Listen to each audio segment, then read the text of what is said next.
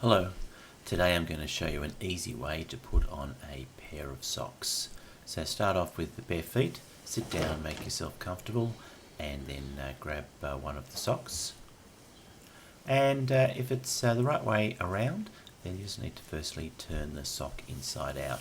So dive down to the end of the sock, pinch the end and make sure it's inside out.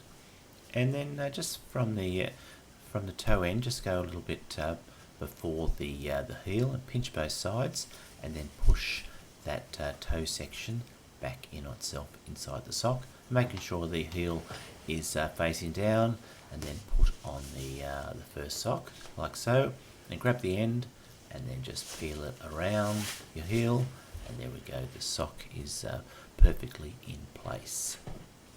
And let's do that again with the other sock.